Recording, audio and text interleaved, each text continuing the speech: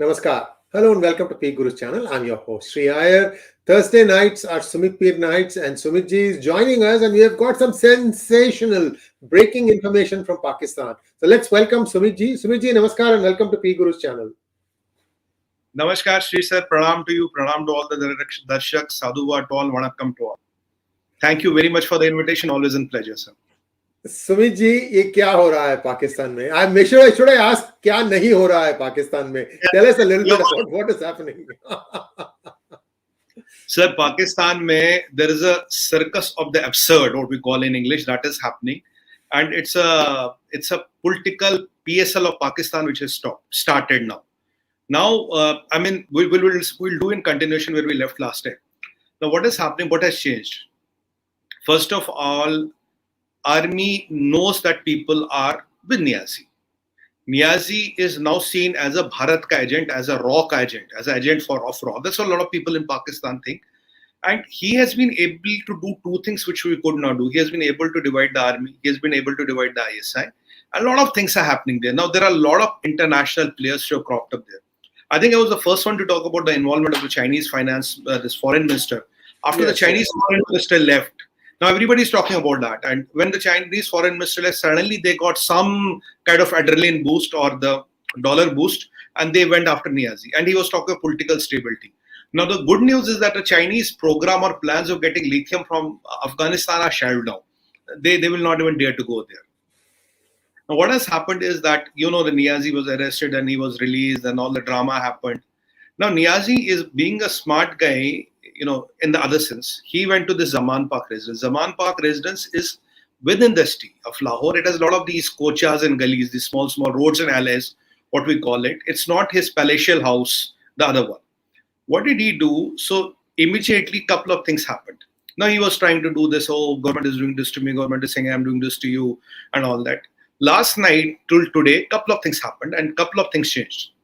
Last night, for the first time, I think it was mid of the day, last hour time, suddenly the government of Pakistan says, Mr. Niazi, Imran Khan Niazi, and you are hiding 40 dreaded terrorists in your house. 40 dreaded terrorists in your house. Now we are giving you time. I think the time is almost over. By the time we are talking, when we are talking live, the time is almost over. If you don't come out, we have to storm your house. Next step. Then he tries to address people on the YouTube and the YouTube link conks off halfway. Then he sent a tweet out, this is my last tweet to you, I might be caught, something might happen to me, and I'm fighting for Pakistan and all that crap, and then he goes out of internet. Third thing happens is then the electricity of the electricity, which is unusual in the Western world, and the electricity to the area is cut off. Then when the electricity to the area is cut off, one more important development happens there. Now suddenly, Rangers come in, Army comes in, and beyond that, there are SSG commandos. What is SSG? SSG is the Special Force of Pakistan. These commandos come and camp outside Niazi's house. There are two groups. Let's say Group A, Group B, and these people are divided into that. And there is this local police for, 𝗤𝙧𝙤𝙀 and all that. Now, there was a plan that, last night, they might storm in. They may say that there was a gunfight, and unfortunately, Mr. Niazi became the eventual casualty because he's the odd man out in the whole game. Look, out of three, that is Asim Munir, Bhutto and Zardari, I count the one, Bhutto, Zardari and Sharif as one, kuch bhi boliya, and Imran. One has to conk off. I've been talking this from the day one has to conk off. There has to be a body bag, if I can be direct and explicit. So one has to conk off, then other two can survive. Now the odd man out is Niazi because today if you run an election, Niazi will win. Definitely he will win. They know it. Now, with this eventuality happening, with this grouping happening, so suddenly something happened in the power alleys. So people were contemplating, can Niazi be killed? Will he be arrested? What will happen to him? This is last night. And what changed today? I'll come to that. Suddenly there was complete silence. We were hoping that something will know, but we came to know nothing. Then when we wake up in the morning, before I go to the morning, then there was one thing which was very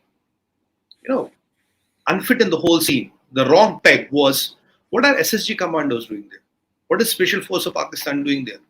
I mean, Rangers are competent, Pakistani army is competent. What I came to know, these people have been practicing for this kind of operation to storm. Possibly the idea was that in the ceasefire, in the exchange of fire and all, Imran, we lost Imran. Imran got killed. Imran knew this. Eventually, when this drama was unfolding, his Jewish rich wife, Jemimah Goldsmith, hits to Twitter. He says, "Oh, rule of law has prevailed and all." The grapevine talks are that she activated the Jewish lobby, which is in the United States and which is in London. Look, we want to cut a deal. We don't want him to get killed. Now, by that time, when we wake up in the morning, by around 11 o'clock India time, we see something has happened in US overnight, in between this. Suddenly, 60 of the American, these lawmakers have written to Anthony Blinken's, "Oh, there's a human right violation in Pakistan, Mr. Blinken's. You should do something about it. You should protect the people of Pakistan. Bloodshed is happening." Now, my question, which I questioned on the national TV also, I say, why today? It has been happening for the last 30 days. Why suddenly you're woken up? Because I think the deal which is being cut or which they are trying to cut is, look, Imran will exit, let him exit. And in the bargain, we will, he will not talk anything. You will let him exit alive. He will not interfere in Pakistan politics. Asim Munir will not let Imran alive because Imran is capable of moving masses. He is more capable than Nawaz Sharif of moving masses. That is the threat of Asim Munir or his predecessors. I'll come to later part of my explanation, Sri sir, what are they hiding and what is inside that. So they wanted Imran dead. That is no difference. And now it is very evident. Once the attack on Imran Khan happened, I was telling it is the ISI who got it done. And people were laughing at me. How do you know ISI? Imran ne khud kara. Imran got himself. I said nobody gets bullet shot on him because if bullet moves an inch up or down, you will become history. Nobody has that kind of a courage. So don't tell me anybody will get somebody to shoot a bullet on me. And I have a amateur in a crowd with an AK shooting bullets at me and I'll get it done. You must be a tomfool to think that somebody can do it. There are a lot of tomfools in India who thought that Imran got himself fired. I said it is not Imran, it is ISI. Now, if you look at the situation today, it is quite relevant that it was ISI only who did it. That the TRE, he can get it done by a 1, 2, 3, anybody. There are a lot of pawns in the game. Anybody can do it. Now, with this thing happening, the American lawmakers getting activated and all. Now, what is happening is that suddenly the human rights angle is coming. Now, for Asim Munir, to get rid of Imran is very, very difficult. I've been always saying that Asim Munir is in touch with the Americans. Say, what do you want to do? Because now the Americans are saying, look, buddy, you cannot toe the Chinese line. You have to kiss goodbye to China. Asim Munir says, sir, I have $27 billion of loan. He said, for America, $27 billion is nothing, peanuts, small change. We can handle that, but you have to be our buddy and you have to listen to us and exactly do what we want you to do.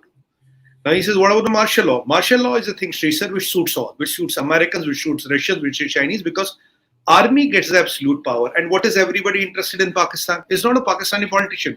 It's not Niazi. It's not Sharif. It's not anybody. It's Army of Pakistan. Because Army of Pakistan is a hired gun. You can use them for whichever purpose you want. They are available. And ISI runs this, narcotic dollar. And I'm coming to that.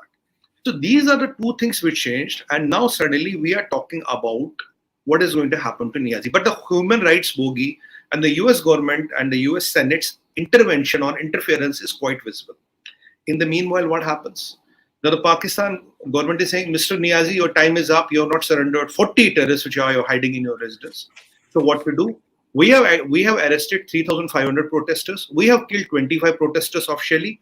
7,500 PTI leaders are under arrest.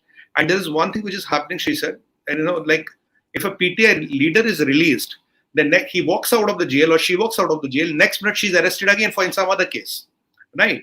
By the way, Bushra Bibi, his wife also has 12 cases which are pending against her. And she's busy, burning the black meat, those black chickens, black dogs, black cats, she's burning. We should even send her some black color. I mean, at least she can paint us something plastic things and burn them. She's busy burning. What about her own burqa? Oh, that is the last resort, na sir? That is the last resort. Okay, that is the last resort. So with these things happening, now, in fact, there was one unfortunate incident also. There's one leader of PTA called Shireen Mazari. They arrested Shireen Mazari 3rd time, that's okay. But they misbehaved with her daughter. Because daughter has nothing to do with politics and she's a young girl. There's no point of misbehaving with the daughters and sons, but in Pakistan, everything can happen. So this is ex-minister's son, a daughter, sorry. So with this, all things happening, with all this ruckus breaking, now today, all the major leaders, anybody who matters of PTI is under jail. When they release, they get the money again. Workers are released. Imran Khan claims at least 25 people are dead, which were killed by police. my party is under arrest, my everything. So they are crippling the wings of Imran Khan. His clan is crippled. They left his Bibi, Bushra Bibi, and for the information of the viewer, Shrisa, there are more than 12 cases against her, 12 FIR. Even she is left in one, 11 are still pending, which can be used. But somehow, I'll tell you one thing. Somehow they are reluctant to put their hands on Bushra Bibi because these people are, fanatics of first order. They also scare her. There is a little bit of element of dar hai, thoda. They were a bit scared about that woman and her black magic and all that. Now, with these developments happening, one more development has happened. Around Zaman Park, that is his residence, 100 trucks and containers have moved in. Trucks with containers. Now, Zaman Park is not a commercial area. There are no factories there. So imagine a Gali Mohalla, an old town kind of a scenario. What will 100 trucks with containers do? Now, I was asking people, my contacts and sources, say, what the hell are you up to? What do you want to do? I said, what is inside those containers? Nobody seems to know. How have they come? What are you intending to do? I think, knowing Pakistan, these containers will be used to block the roads at the right point of time. Because when these youthiyas will come out, how do you block the roads? You use these container walls to block the roads. I think that is the motive. Now, what are you going to do? Now, as you know, there's a lot of American pressure and human rights pressure. The deal is cut, deal is not cut. I have two more things which I'll talk after this. The deal is cut, deal is not cut. What are they trying to do?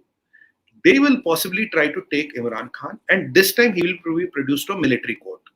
Not to a civilian court, because he knows Umar Ata Bandiyal will let him go or something might happen. So military court, treason, Deshdroh, you're a traitor and you've done this, you've compromised the security of Pakistan, you're a terrorist, all this. Anyway, Bilawal Bhutto Zardari told him 2 days back, you're a terrorist. That is a new badge Imran Khan Niazi has got. Now, when they present to the military court, the options will be two. Mr. Niazi, either you go to gallows, like Mr. Bhutto, or you leave the country, choose one. If the deal is cut, if still they want him to go alive. The military court, things can go anyway, but I believe they might want to leave him because there will be a lot of pressure and a lot of things which will happen. So they might leave him. If they wanted to eliminate him, they would have done it last night, because then military is the best disguise. Military operation is the best disguise of eliminating any person. But to take him to a court, then have a hanging, then have a date fix, is a lot of trouble. It's a lot of, the shit can hit the fan. They don't want that. So it will be allowed, okay, you have to leave the country. That is what is going to happen to possibly to Niazi if he survives. Now, the person who deposited his money in that trust, where he's kind of the Malik guy, according to some sources, offered him a plane yesterday. There's a plane in the airport. Go to the airport. I'll ensure you safe passage, and you leave Pakistan. Niazi did not agree to it.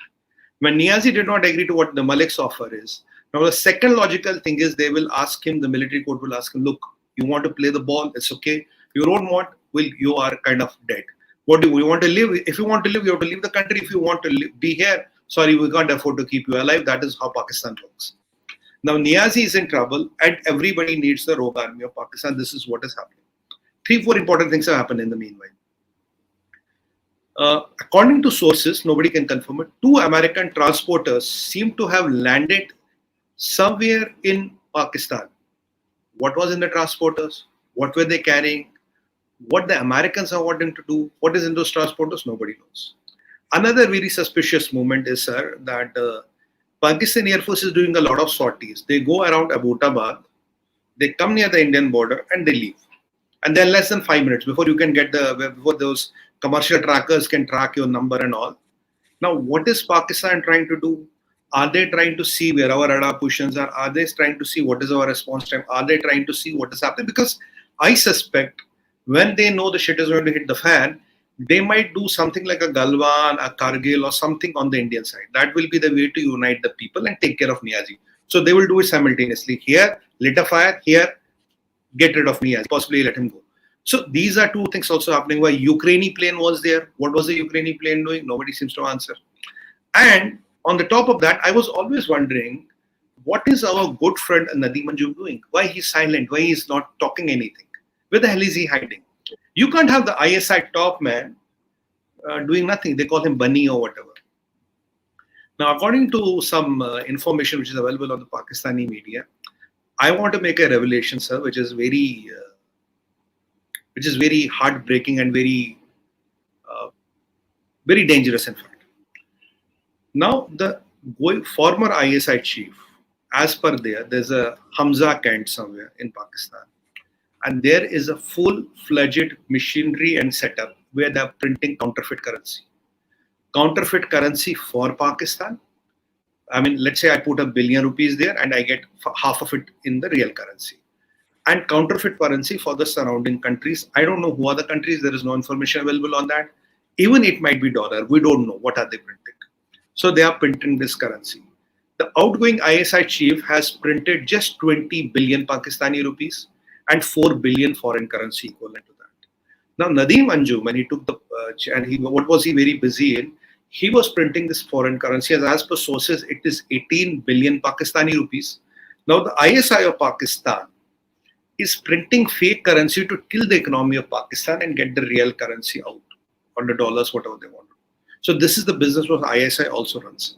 When you ask them, why are you doing it? We do a lot of black ops. Why are you doing narco dollar? We do black ops. Why are you doing extortion? We do black ops. Why are you doing flesh trade? Because we do have to support a lot of black ops. And $4 to $5 billion of counterfeit currency, which is a foreign currency, is also being printed by ISI. Incidentally, 3 days, 4 days back, you must have seen, sir, I think near Mumbai, we intercepted a ship, a chota boat, not a ship, a small boat, a mother boat kind of a thing. It was carrying drugs from Pakistan worth $1.45 billion. One boat. $1.45 billion. Who controls the boat? Boat is run by a person called Haji Salim. Now, who is Haji Salim? Haji Salim is a guy who works for ISI. Now, who told us this? This is not my analysis. Our NCB head in the Indian media told this is what. And there are a lot of Haji Salims which are doing this business. And we know globally, out of 10, only 3 to 4 boats are caught. 6 boats are never caught. That's how the world is. With this, that's how so many drugs reach the coast of the world. So you can imagine what I've been always telling on your channel, on other channels of national TV, ISI runs on narco money. So the world, the Americans, the Britishers, the European Union, the Australians, everybody should take a note of this incident. If $1.45 billion US dollars is one consignment, what is the quantum of consignments which is hitting the whole world, sir? So narco dollar we know, flesh trade we know, arms smuggling we know, extortion we know, counterfeit currency publishing we know. So the question is, what is ISI and Pakistani army not doing? Anything and everything on earth. Who is their biggest obstacle? The biggest obstacle is Imran Khan Niazi. So if you get rid of Niazi, I want to bring something more, to the table. I think it was 2 or 3 days back. They did an evaluation of these 4 tanzeems which I talk. Fauji Tanzeem, Shaheen, Bharia, Askari. The valuation today, or the turnover they did is around $80 billion. I think profit will be in the tune of $24 billion. So we are talking here of a multi-billion-dollar industry. Fauji Tanzeem and 4 organizations, $80 billion, $24 billion supported. Profit 1 DHA, billions of dollars. One boat carrying $1.45 billion of drugs. One boat. Counterfeit currency, billions of dollars. So if you add up everything, Sir, it is a parallel economy, which might be half of Pakistan GDP, which might be equivalent to Pakistan GDP. And who controls the economy? The economy is controlled by Pakistani army. And who is the obstacle in the mind of army? Is Imran Khan Niazi. He would have been eliminated. The people are not him. But today with the bandobast, with the bandobast in English is the arrangement. With the arrangement they are put with these containers and all, something drastic is going to hit in Pakistan. I suspect in the month of June or July, that is what my calculation says, something might hit Indian borders as well. Something might hit Indian borders as well. And the probability is any to many. The good news, what I'm hearing from a lot of sources is that, the International Atomic Energy Commission, IAEA, and the Americans, they seem to be in control of the Pakistani nuclear assets. To the best of the knowledge we have, we cannot confirm or deny. Only Mr. Bush can confirm or deny. So but still, Mr. Biden, sorry, my apologies. Now, still, the worrying factor is, sir, the reactors of Pakistan are active. Now, if you go deep into the reactors of Pakistan, they hardly produce nuclear power. If they are not producing nuclear power, what are they producing? The question is, what are they producing?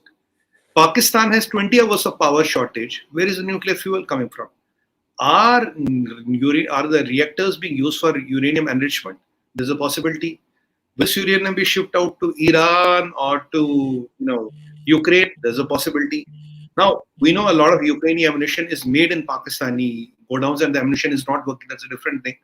But something big is brewing in Pakistan. There is China, there are Americans, there are Saudis, there is PTI, there is Zardaris, there is army, there is ISI, there are so many businesses, and there is Imran Khan, there is Zardari, there is Bhutto, and there is Sharif.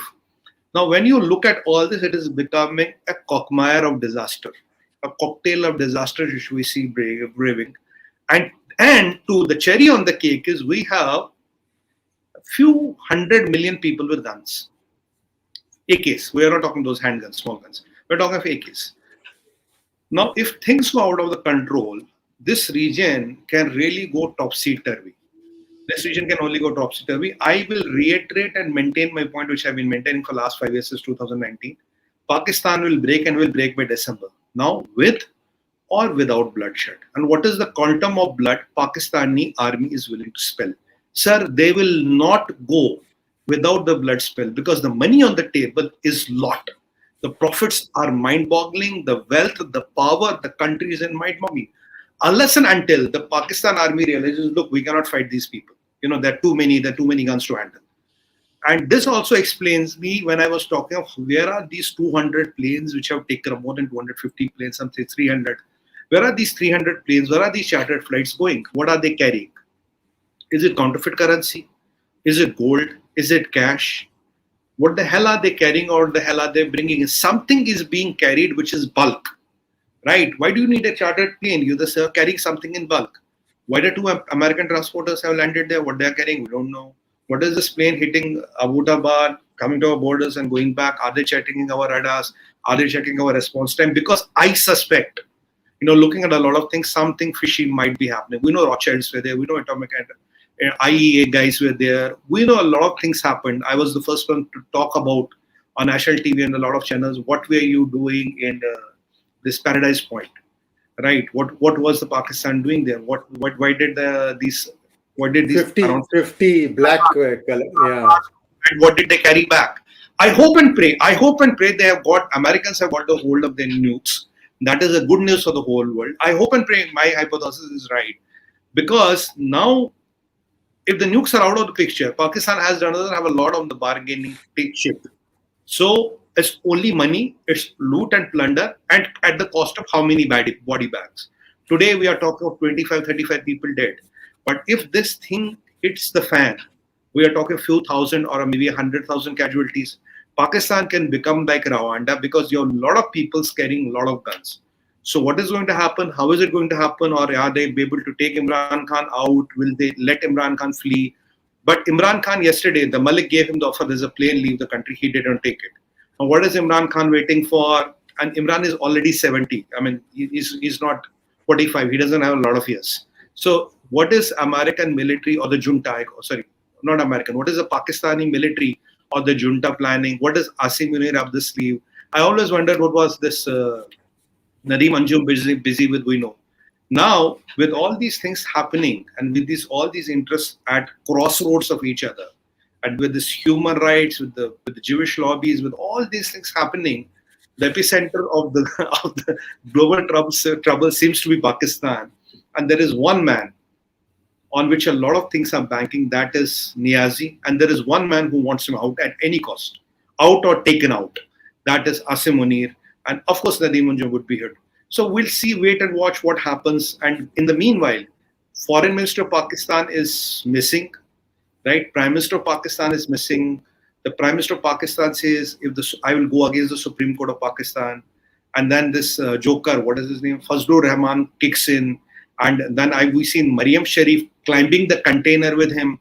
I mean, it's absolute circus. And all the jokers are pushing each other. Now, I hope and pray there's not a lot of bloodshed. We don't see a lot of body bags. We don't see a lot of disaster. But Sri sir, if you ask me, things are changing by the hour. Things are changing by the hour. Anything can happen. Even Bandial can be taken out. I mean, push comes to shove, Munir might not survive.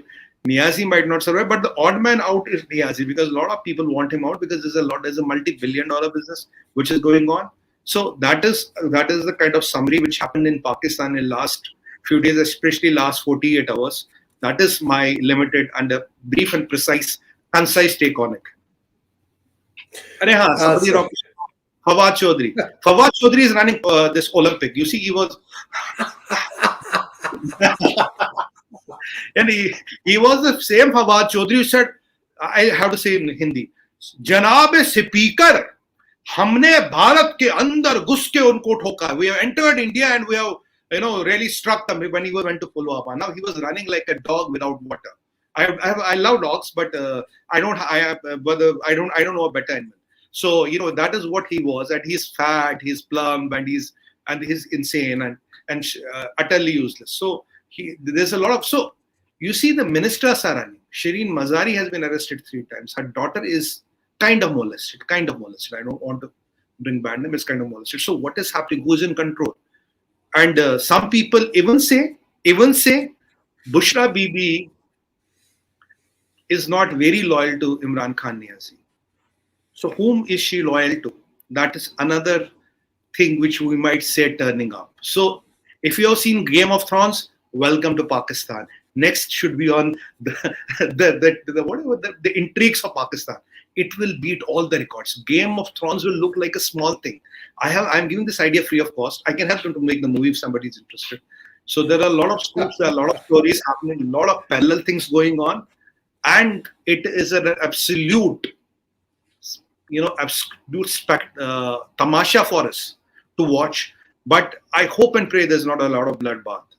Because that can spin a few problems for us as well, if I can be candid and direct. So we don't want to happen, and we don't want that to happen, because that can also become a precedence for a lot of, people to do a lot of ugly things in the world. So, that is my 2 cents on it. Ji, sir. Thank you so much, Sumit ji. I've also heard a few things, and I'll just run them by you one by one, and you can kind of explain, and then we'll take the questions. First thing is, I hear that General Asim Munir is being referred to by others whenever they address him as Hafiz Saab.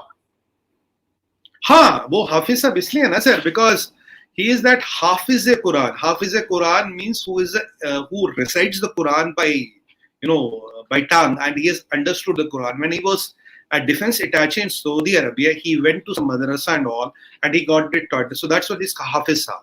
Hafiz-e-Quran, Hafiz Saab. That is where the Hafiz becomes Hafiz. That is where it is coming. So that is why he is referred Hafiz Saab. No, I find it unusual, because you are in your army, you are professional. You address anybody by their rank. That is how people would like to be addressed as. So I find it very unusual.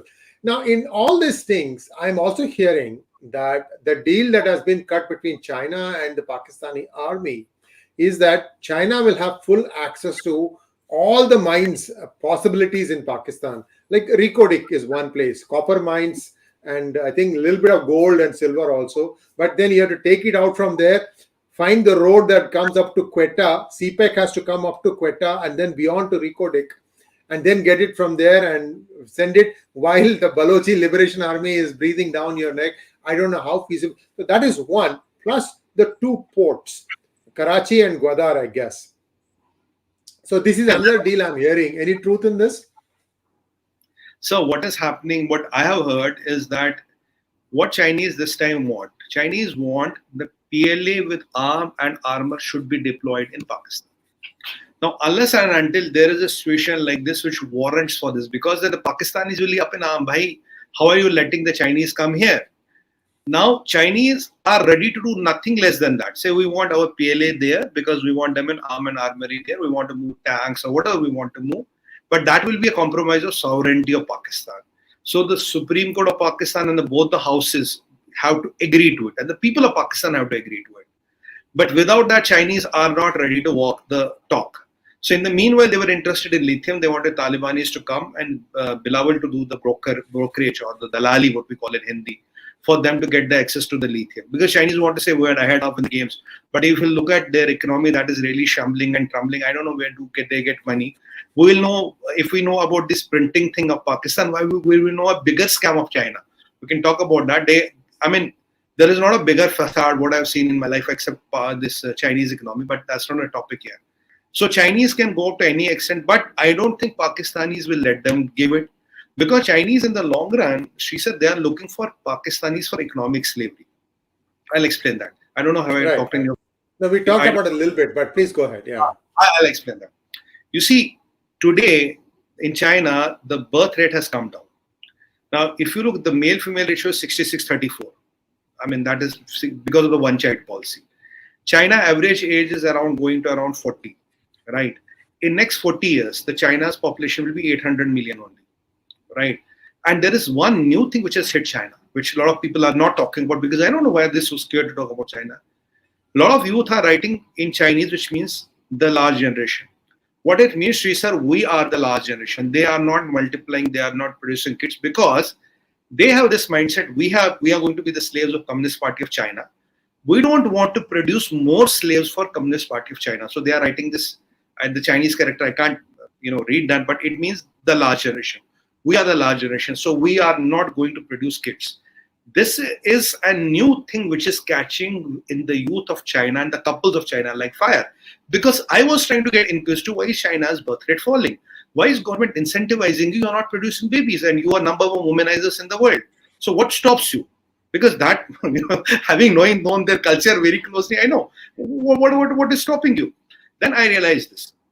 Now, even if you look at a typical Chinese couple, if you're a manager in a company, the amount of money which goes, though today we have 67% of the Chinese women working, which is one of the highest in the world. So if the amount of money you're going to make as a manager, the cost of sending your kid to a school and the maid is more than your money. So even if you go and work, it doesn't make sense, right? The cost of having a kid has gone high exponentially. The real estate has conked off. Now, what is China looking at? Why do they want ports? Why do they want railways? Why do they want airports? They want anything which makes sense in Pakistan, which are what in acupuncture we call the pressure points. What are the pressure points in Pakistan? They want to get a hold of everything. Now, what is our good friends in Pakistan doing? Now, Sri sir, I mean, the world knows that they're the people who download the maximum porn in the whole world. Highest number of porn downloads are happening in Pakistan. They're number one there. Kahin to number one, at least they're number one somewhere. So, second thing what they are doing is... Iska ek very unfortunate thing that is happening in Pakistan is that they are killing many of the river dolphins. And you know why? The female river dolphins have genitalia just like women.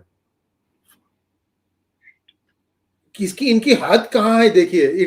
This is disgusting. They have silted that river. So ocean water is coming back into the fields at Karachi port. So unless the Sindh river, if you don't desilt it fast, this thing is completely unusable. So I don't know what China is smoking, thinking that they can use Pakistani land for farming. It may be only in Punjab. Beyond that, they won't be able to get anything. Please go ahead, sir. You are absolutely right, sir. That is why they asked for this land in Punjab. Punjab is fertile and Punjab has its own water sources. Now, I'll tell you one more thing. You must have seen in Pakistan, sir, if a young girl dies or a woman dies, the grave, the tombstone, then oh my God, I know. Iron gates and putting locks, because they fear necrophilia of dead, buried. I mean, this was carried in times of India. First, yes. I heard it from here and there. When I saw it in times of India, oh my God, what the holy shit are we talking here? Sorry to be, I mean, I lose my proportion at times. I get crazy what I'm looking at. You have somebody buried. You want to open a grave and that's what you want to do. That is the level of craziness. Now, coming to the point. Now, Pakistanis have the highest fertility rate in the world. 3.4. A Pakistani woman produces more than 5 kids in her life. 3.4 fertility rate. So, sir, at this rate, in next 20 years, they're doubling. And in next 20 years, next 20 years, if they're doubling, we're talking 50 crore, 500 million people, right? In teeny mini Pakistan. Today, they are the 5th populous country in the world, nuclear powered, and yet they are in the most deprived countries of the world. That is about Pakistan. Imagine the plight of Pakistan, no food, no water. Pakistan is one of the 3 highly water scarce countries in the world. Food to hai nahi, there's no food. Now, if they double, what will the youth do? Imagine, now, coincide it with the Chinese chart. In 40 years, China will be 80 million and the average age will be 52 to 55. Now, at this point of time, the country which will have highest number of unemployed youth, because these kids who are born will become 20 by that time. So there will be a mass youth, male, female, which Chinese will need to serve their population, to run in their factories, to run as waiters, to run as cleaners, to run as dry cleaners, to even run in those Chinese KTVs, which are namesake karaoke bars, but they're brothels. So where will the people come from? The people will come from Pakistan. So when I talk to Pakistan that China is going to economically enslave your future generations, they're not. When I give them the numbers, I tell them these are the numbers. Are the numbers incorrect? They don't say the numbers are incorrect. So the leaders of Pakistan are trading the future of Pakistani generations, because the progeny of the leaders won't be in Pakistan. They'll be American, Canadian citizens. They'll be somewhere in the world. They will have palaces. They don't have to bother too much. This is happening in Pakistan. The future of the Pakistani youth is China's economic slavery. That is why she said China wants ports, airports, all the railway stations. What will they do with for example, take a typical Pakistani airport, single runway, loss making. Why do Chinese want that? What are they going to do out of it? Nothing. But in the long run, in the bigger scheme of things of Chinese, this will be their asset. They will control all the pressure points, and that is why they want to move in PLA there. Because if PLA is there, few regiments of PLA are there, then they can control the things. They are trying to get Taliban on their side, loading them with the money. And these jihadis can work for anybody, give them money. And by the time few generals will start swinging to Chinese, they can pay them the money. Pakistani army is a hired gun. Anybody who pays the money, they'll work from them. So that is what is the bigger plan of China. Bigger plan of China is not CPEC, is not what we're looking now. They're looking 40 years down the line. Because in today's time, you cannot put slaves on a ship and chain them and get them to China. So where will the slaves come from? What is the biggest worry of China is their increasing median age and their depleting birth rate and their depleting male-female ratio. And this thing which nobody talks, I don't know why, we are the last generation. Why this is not being talked? Because people realize we are slaves of Communist Party of China. My grandfather was same, my father was same, I'm going to do the same, and my third generation is also going to be the same. So they are tired of it. They are tired of struggling and working in China where nothing is sure. And we know Chinese economy has a cumulative debt of $53 trillion, which is more than 55% of the global GDP. And dollar is not, and sorry, renminbi is not a convertible currency. There's hardly anybody using renminbi in the world. Though she had a plan that one day the renminbi will be digital and he will replace the dollar. But that day is never going to come. And their exports are shrinking. Everything within China is going topsy-turvy. So China is trying to get Pakistan its own fold. What will also happen? When you literally get hold of Pakistan, when you hold Pakistan from all the corners, sir, is it an unforsaken thought that if I say some Xi Jinping's grandson, not literally grandson, some third generation leader might say, and say Pakistan is a territory of China? He can say. It will be like Xinjiang, the way they annexed Xinjiang or Tibet. Yes. Exactly, sir. In the long run, when you get them, when you encircle them completely, 20 years, 30 years down the line or 40 years down the line, say, look, this is my territory. And what to do with the Muslims of Pakistan is exactly what they have done in Uyghurs. They have perfected the model. They know how to do DNA engineering, how to destroy mosques, how to do a lot of things, and how to do organ transplant, organ harvesting, sex slavery, everything. I mean, anything to everything they will do. And how to even experiment those drugs. You know, Chinese medicine has a lot of those crazy drugs, which are, which has arsenic in it, which are absolutely crazy, which are the people where the drugs are kind of experimented. They're experimented on them. So China has bigger plans for Pakistan. And the new breed of Pakistanis, what I always say, is going to be Pakistanis, where the father will be a Chinese and mother will be Pakistani. It's not a cappuccino, Pakistano. So there'll be nothing called Pakistani. There'll be nothing called Islam. There'll be nothing called Riyasat-e-Madina. And now Pakistanis will realize one thing: from Quaid-e-Azam to Niazi to Sharif to Bhutto, everybody has betrayed them. That is the reality. Every leader of Pakistan has betrayed them. Everybody has made their money and they have fled the country. And this is what is going to happen today. And the poor man of Pakistan who is sleeping with Imran Khan's Niazi's picture and ready to take a bullet, he doesn't know what Imran Khan will do. Again, he will do the same thing. So, and Imran Khan had all his riches around the whole world. He was a playboy. He had his best of his life, best of his alcohol. He used to eat, drink, and wine and dine, pork and everything. He did everything. Not to mention drugs. Arey sir, वो तो natural है ना. That is natural. We call it the Afghan powder. So, and then when he was 3 turns 70, he became Maulana Imran Khan with tasmi in his hand. He went to United Nations with a tasmi. That is what Pakistani leaders do. When nothing sells, Islam, Kashmir, and then Jihad, Ghazwa-e-Hind, Qatil or Kafir. These are 6-7 words which they pick up, change the permutation combination, and these words are still able to do the magic.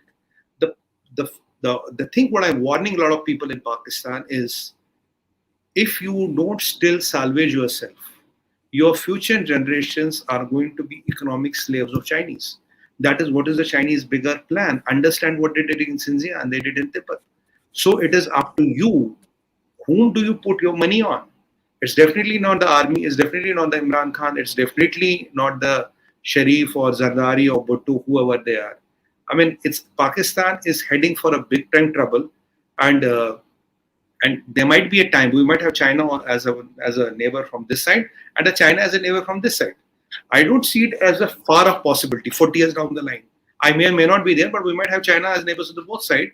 And by that time, if China survives, but I'm telling you, sir, by 2030, by the December of this year, the disintegration of Pakistan is almost sure. If they disintegrate fast, if they disintegrate without bloodshed, they have a possibility of surviving as isolated units.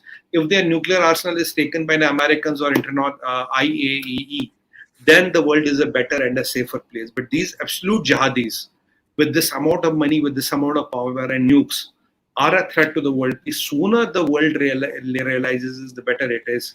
Because I give one example, Sri sir. It only took 18 radicalized youth to bring down the WTC.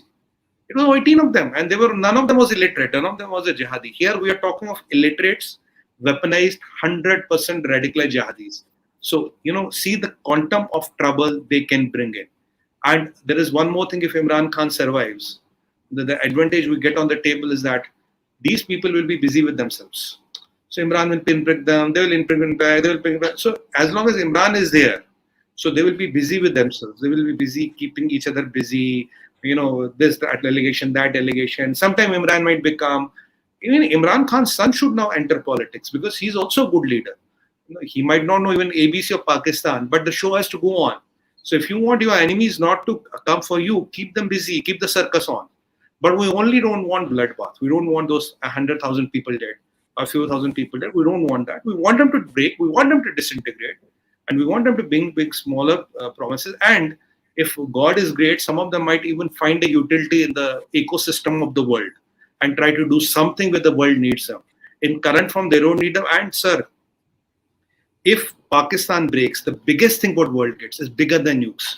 Your opium of Afghanistan, which is the raw material for 85% of the drugs of the world, which is a historical data which is available to everybody. If that can be stopped, a lot of drug menace in the world can be stopped. So if opium doesn't leave Afghanistan, a lot of drug menace in the world can be stopped. And who are the biggest carriers of opium? ISI. I have been saying ISI runs on narco dollar. Now the revelations which are coming, I talked about this boat and other things. Now the world has to wake up.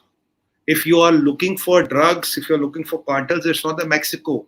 Track the opium. Where does the opium come from? Where does the 85% of the opium come from? Who carries opium? Who processes opium?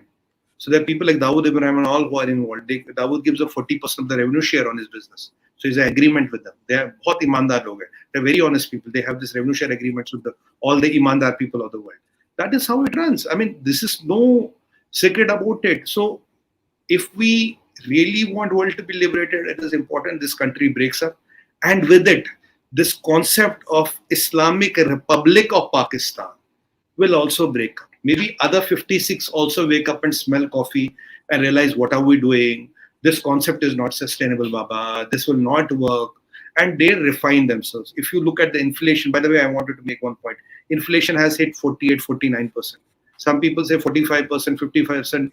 There's an argument, what is hyperinflation? But you're almost hitting, or you already hit hyperinflation. Erdogan hit 84% inflation, sir. Erdogan hit it. But the magic is he got again elected. He's weak, but he got again elected. So if they want to end up like disaster, there is a runoff, right? He has not been elected yet. There is a runoff, 1:1, number one and number two. One and number two. But I was expecting him to be decimated. He has literally killed the country. But if Pakistan doesn't want to become, one of those God-forgotten islands of the world, and for the sake of God, I tell Pakistan is only one thing. Even if you disappear from planet Earth, who the hell is bothered? It's a reality. I mean, today you disappear. Go on with the wind. Who the hell is bothered? If you want to survive, is for your future generations. You are in an existential crisis, but keep it within you. Disintegrate. Try to be useful, or whatever you want to do. Just don't have problems for us and the other peoples of the world. And one last point I want to make before we go to the questions: why 99% Muslims of Pakistan are not safe in Pakistan? Why Muslims of Pakistan are killing each other? Why Muslims are killing each other? That is the question you have to ask yourself. Where you are less, you say Muslims are being persecuted. When you are 50%, you will say, okay, you will say we are 50%, you will say, look, we want division. Where you cross 50%, you say Sharia. Okay, Pakistan 99%, 99%. What the heck is the problem?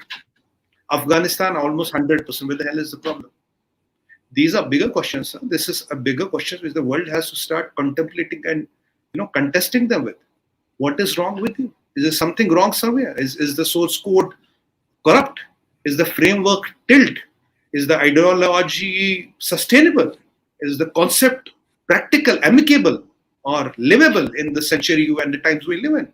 These are bigger questions what the world should contemplate now, because you can be a noisy neighbor, but you can't screw my happiness off all your life, right? So there are some basics which need to be answered, and I would advise everybody, for the sake of God, let's stop being ostrich.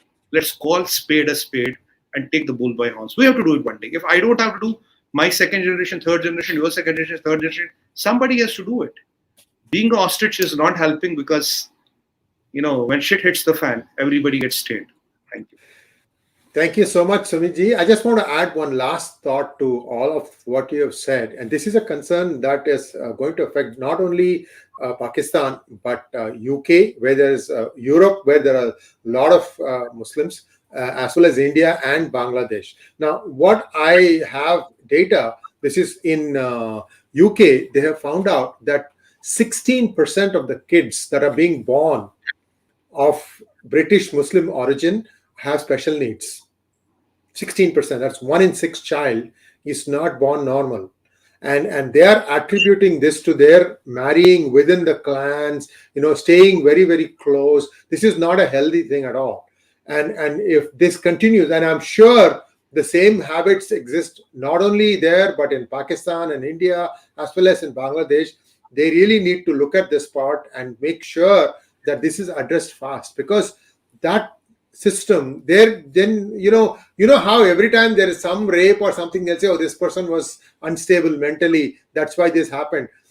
There may be some truth in that, but the point is you have to make sure that medically the husband and wife, they have to be medically tested for compatibility genetically.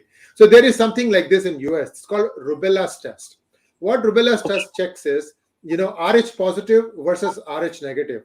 I think both cannot be Rh negative, something like that. There is one restriction, and if that is the case, they don't allow the marriage to happen. So you have to get that thing. Rubella's test has to be performed for anybody who wants to marry, and they have to confirm that before you'll be allowed. Now what they are trying to do in US. They are trying to bring in, like, we want to marry within our own rules, within our own methods, religions. But the thing is, even then, let's say two Hindus want to marry, right? You still have to take this test. This is a must.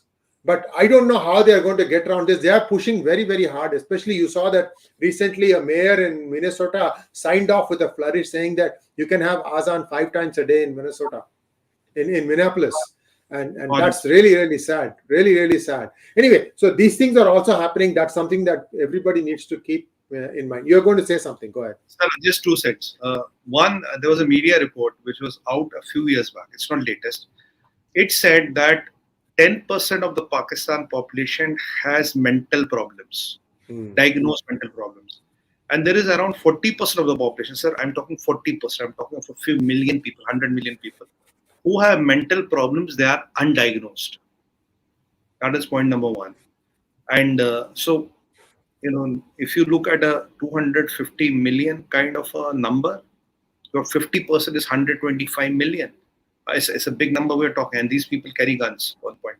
Second question is, you're talking of a test, sir, but there's one practical problem in the test. You see, in other faiths, when you marry, if you divorce, it's a lot of a problem. There's a lot of a process. But here, the remarrying and divorce is so easy. How do you control it? And you might marry 20, 30 times a day in a lifetime, because you have to just say the 3 words and get rid of your wife and get a new wife. So how do you control this? Oh, absolutely. Nitin has a good point. Go through. See, this is the other thing, guys.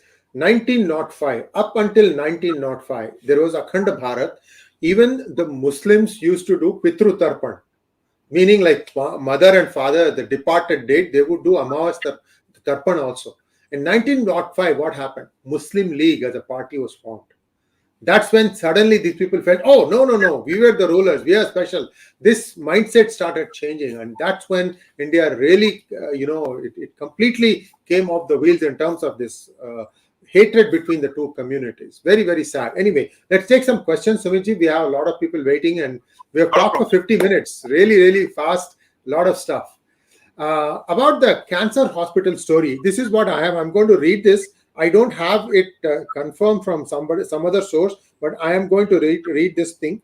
So what has happened is that there is a soya bean OMG oil. This was imported for human consumption, and this causes cancer. Now, when people use this soybean oil, then they are prone to getting cancer. What happened then was how to treat this cancer. So the Goldsmith Rothschild, this is the Jemimah Goldsmith and Rothschild. See, Goldsmiths are related to the Rothschild family, the big financial barons. So they had a cancer drug that they wanted tested on all these patients. Now, what happens in this case is, whenever you're going to test an experimental drug that's not FDA approved, even for the whole world, they wait for the FDA to approve something before they say, okay, it is okay for consumption, even on a prescription. What has happened is Imran allowed, this is an allegation, we have to see what Imran has to say about it. He has allowed these new drugs, experimental drugs, to be tested on patients without telling them. So usually you have a letter that you have to sign. Even when you are going through simple process, even Dantamanjan, I mean, even if you want to do a root canal, right, you have to give a thing. Yeah, you say that consent you have to give, that I'm fully consenting the doctor to operate on me or whatever, right? So they have done this without telling them. And this, who knows what kind of consequences those are going to happen. So this is the other big story that is also coming up. This is another story that army is putting out, saying that it was Imran who allowed all this stuff. So they are trying to, build narratives to try and break down the popularity of Imran Khan. I just wanted to mention that. Thanks for mentioning. Yeah. Go ahead. You wanted to say something?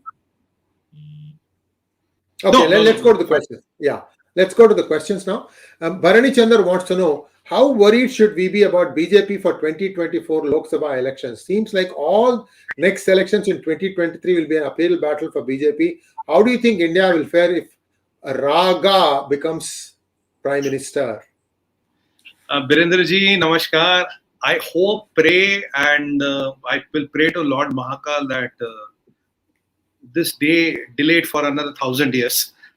If it is even if it is inevitable, because if this happens, God can only save us. That things are tough. I mean, honestly speaking, I think the national elections and the state elections work in a different algorithm, but everything is a learning. But what happened in Karnataka is a big learning. A lot of things changed. I have given my analysis on a few channels of what happened in Karnataka. The things have to be changed, and a lot of strategies need to be revisited, and even the teams need to be reconsidered. Issues need to be reconsidered. Now, if you are reading the newspapers, what should be the principal issue for Telangana is being contemplated.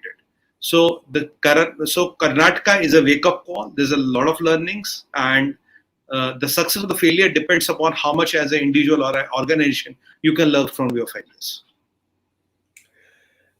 Next question, please. Chaitanya Takle wants to know, why did Pakistan not support Masoud in Afghanistan, who wanted an Islamic state in the 90s? Namaskar ji. So why he did not support is because, when Islamic State becomes, ultimately the power shifts to mullahs and maulanas. Now Pakistan army has wine, has alcohol, has pork, is into prostitution, is to anything which is not Islamic, anything and everything which is not Islamic. So they want Islam only as a smoke screen. They want to keep these maulanas for a smoke screen and to give them cover fire when they want. So one is I want to give maulanas the power. That is a complete Islam. Second is I want to use them to create those smoke screens and do the tabla, dole, when I want to create some noise. So they want maulanas to be doing that, not to transfer the power to them. That is why they never supported the concept of this full Islamic State. Still, they are not supporting the concept of full Islamic State. Next question, please.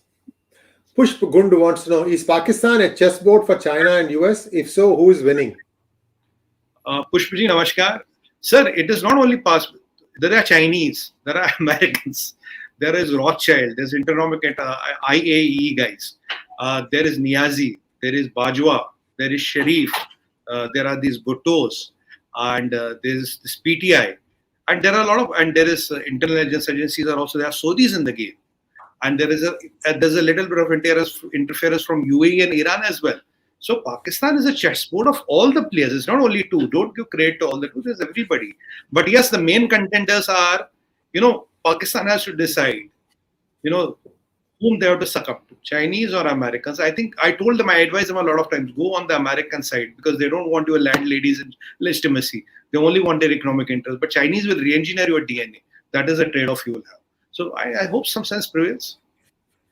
What is the male-female ratio in Pakistan? Do you know? As per latest census, no idea, sir. I think it is not too bad. It is not too bad because they're producing a lot of kids. So it doesn't really matter what is the outcome. No, the dolphins are suffering. Yes, sir. Dolphins, a lot of some people even talk about goats and camels. Yeah. So we don't know. Ishan wants to know. Thank you, Ishan. Sir, given the US nature to betray its so-called allies and partners all the time, do you believe that Pakistan will now let itself fully come under the influence of China? I think he just answered this question, right? So it's apne pair par khade kyun nahi hote? Think about that. Vivek Shukla wants to know, sir, what do you think is the reason for Biden not attending Quad meeting? I think, sir, in my opinion, Vivekji, namaskar, the reason there are two. One is this economic problem. One is this loans, the financial debt ceiling. Yeah. Which is 31.4 trillion. You have already hit and you have 15 days to fix a lot of mess. That is one. Second, I think President Biden does not want to upset China by going to Australia. That is also one of the reasons. Though you could have had a Quad meeting because Prime Minister Modi was there, Japanese are already there. You could have a Quad meeting in Japan as well because he's going to Japan for G7. So you could have just, taken a day and did it. But these are the only two reasons in my mind what strike my imagination. Next question, please. Oh, that's it. Thank you so much, Sumit ji. And it was a real revelation. A lot of things are coming out now, tumbling out of the closet.